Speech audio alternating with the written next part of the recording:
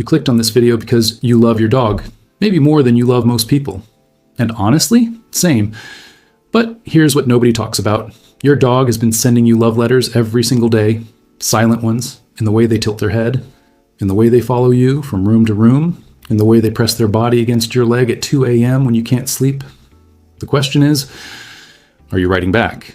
Today, we're going over 7 things you can do daily that your dog actually understands as love, not because it feels good for you, but because science has decoded their emotional language at the neurological level.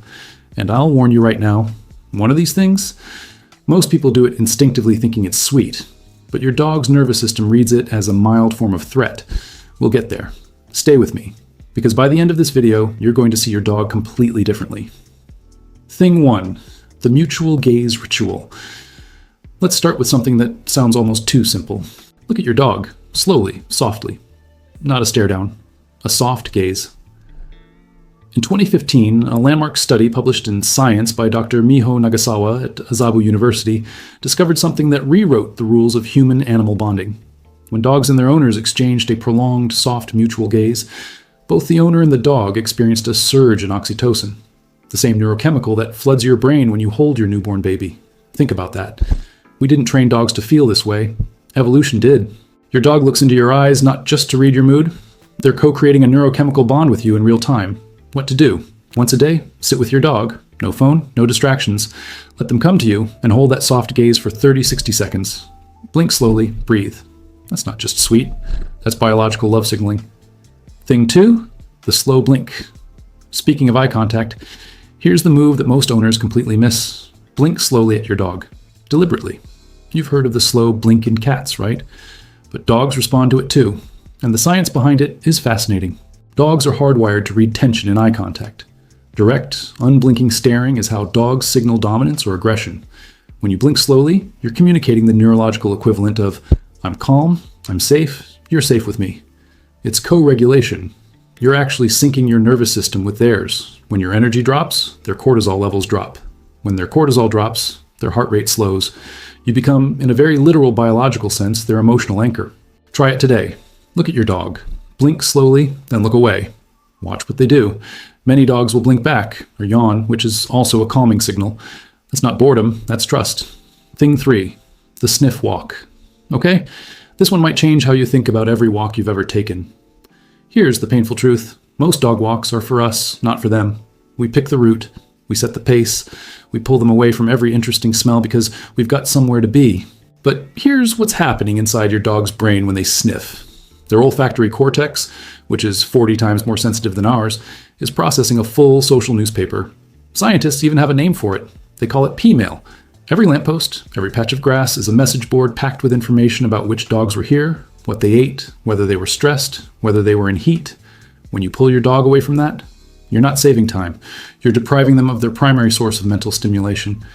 But when you let them sniff freely, research from Christina Trottier at Linköping University found that sniff-led walks reduced dogs' cortisol levels significantly compared to owner-paced walks. They were measurably less stressed afterward. They slept better. They were more relaxed at home. So here's what love looks like on a walk. Follow their nose, not your schedule. Give them at least 10-15 minutes of unstructured, sniff-led time every single day. Let them choose the direction. Let them linger. A 20-minute sniff walk does more for your dog's well-being than an hour of running beside you. That's not laziness. That's science. Thing 4, deep pressure touch, the right way. Now, here's where we talk about that thing I warned you about earlier, hugging your dog.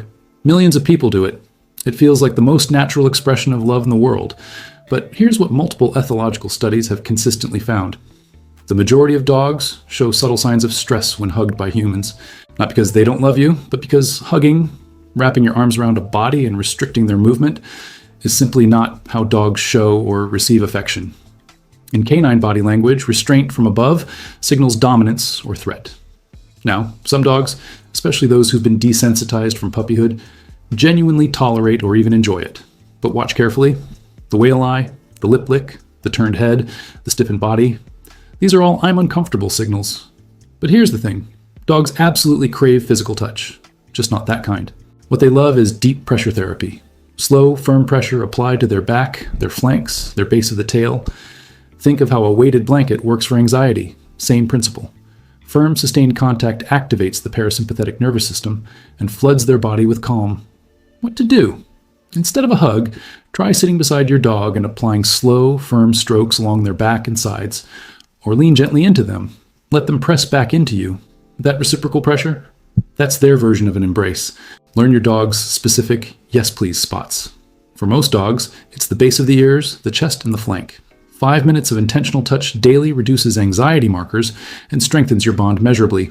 Thing 5. The choice game. Here's something that doesn't get talked about enough.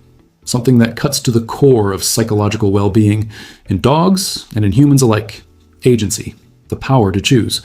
One of the most heartbreaking phenomena in behavioral science is something called learned helplessness, a state first identified by Dr. Martin Seligman, where a subject has been conditioned to believe that their actions have no effect on their environment. They stop trying. They go quiet. They appear well-behaved, but they've actually given up. The tragedy? A lot of dogs we call calm or easy are actually in a low-grade state of learned helplessness. They've learned that nothing they do matters. The antidote is simple. Give your dog choices every day. Let them choose which side of the street to walk on. Let them choose which toy to play with. Let them choose whether they want to be petted right now. Hold your hand out and wait. If they lean in, they said yes. If they look away or move, they said no. Respect it. This isn't spoiling. This is building psychological resilience. Research consistently shows that dogs, given regular opportunities for autonomy, show lower cortisol levels, higher engagement, and stronger owner bonding.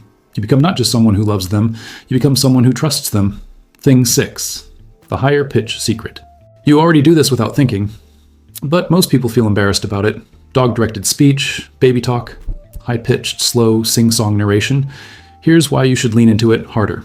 Researchers at the University of York ran a study where they alternated between regular adult speech and dog-directed speech with dogs. The result? Dogs consistently showed stronger preference and engagement with the high-pitched, slow, melodic tone. And crucially, this effect was stronger in dogs than in human infants, for whom it was originally thought to be designed. Why? Because prosody, the rhythm and melody of speech, communicates emotional safety. High pitch combined with slow pacing signals warmth, low threat, and positive intent. It's the acoustic version of a soft gaze. So narrate your day to your dog. Tell them what you're making for dinner. Tell them they're a very good boy. Tell them the whole story of your afternoon. They don't need to understand every word. They're reading your music, not your lyrics. And when your music says you are loved and safe, they believe you. Thing 7, the daily micro-training session. Here's the one that ties everything together. And it's not what you expect. 5 minutes of positive training, every single day. Not because your dog needs to learn more commands, because of what training does to a relationship. Positive reinforcement training, rewarding what you want more of, does several remarkable things simultaneously. It teaches your dog that their behavior can cause good things to happen. That's the opposite of learned helplessness. It builds predictability, which reduces anxiety. It creates a shared language, and it triggers a dopamine cascade in your dog's brain every single time they succeed. You are literally making their brain feel joy on command. But here's the part most trainers don't emphasize. It does the same thing to yours. The act of watching your dog succeed, watching them figure out a puzzle, watching their tail explode with joy when they get it right, triggers your own oxytocin and dopamine response. 5 minutes, that's all. One trick, one game. One new behavior shaped with patience and treats. You're not just teaching your dog to sit, you're building a conversation. And in that conversation, your dog learns the most important thing of all, that you pay attention, that you show up, that you're someone worth trusting. That is the foundation of love, in any species. So, 7 things. The soft gaze that floods both of you with oxytocin. The slow blink that says, you're safe. The sniff walk that respects their inner world.